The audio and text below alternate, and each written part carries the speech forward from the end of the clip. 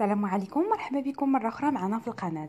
اليوم ان شاء الله غادي نوجدوا العجين ديال لي ميني بيتزا. نبداو على بركه الله في لائحه المقادير. غادي نحتاجوا 2 الكيسان ديال الماء دافي، معلقه كبيره ديال السكر سنيده، معلقه كبيره ديال الخميره ديال العجين، 2 معالق كبار ديال الحليب المجفف، 2 كيسان ديال الدقيق، ومعلقه ديال الملحه، ومعلقه ديال الزعتر. هو تقريبا نفس العجين ديال 10 دقائق اللي سبق لي وحطيته في القناه، مع تعديل بسيط. هنا درنا زيت البلديه في بلاصه زيت المائده، وزدنا الزعتر. نخلطوا العناصر كامله حتى تندمج، نغطيوها بفيلم اليمونتير وبشي زيف ونخليوها جانبا. من بعد ما كتخمر عندنا العجين، غادي نزيدو 3 الكيسان ديال الدقيق و2 معالق كبار ديال زيت البلديه. نجمعوها غير بيدينا باش زوين. هاد العجين ما كيحتاجش بزاف ديال الدليك، وكنقدروا نخدموا به مباشره من بعد ما كيخمر المره الاولى. كيجي رائع وكيجي فحال القطن، وكتجي البيتزا زوينه، ونقدروا نحتفظوا بها بمجمد مده طويله.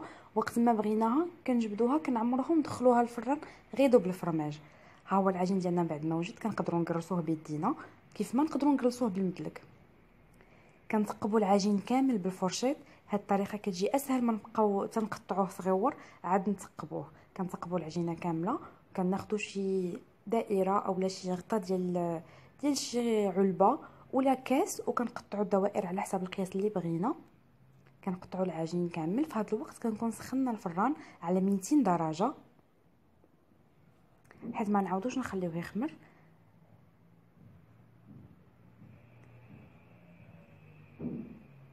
من بعد ما كنساليو التقطاع كندخلوهم يطيبوا. ما كيتحمروش بزاف، بحال غير كيتشمعوا لينا كيوليو بيضين صافي. ما كنخليهمش حتى يتحمروا بزاف، حيت باقي ملي غنبغيو نديروا لهم الحشوه غندخلوهم ديك الساعه يتحمروا ويذوب لينا الفرماج وتطيب لينا الحشوه. ها هو العجين ديالنا بعد ما برد. غادي نجمعوه في بواطه ونسدوا عليه مزيان، ونقدروا نحتفظوا به مده طويله في المجمد. تقدروا تستعملوا اكياس بلاستيكيه الا بغيتوا، ولكن كيف ما كتعرفوا في المغرب ما بقاوش عندنا الاكياس بلاستيكيه، كنضطروا اننا نستعملوا لي بواط. وحتى لي بواط كيكونوا عمليين بالنسبه اللي عنده الفريغو كبير. لي بلاستيك كيتوضروا ليه تما، لي بواط كتبقى وحده فوق وحده كيجيو منظمين اكثر. كنتمنى الفيديو ديال اليوم يكون نال الاعجاب ديالكم. ما تنساوش الاشتراك في القناه والضغط على الجرس باش توصلوا دائما بالجديد. ونتلاقاو في فيديو جاي ان شاء الله مع وصفه جديده ان شاء الله. السلام عليكم.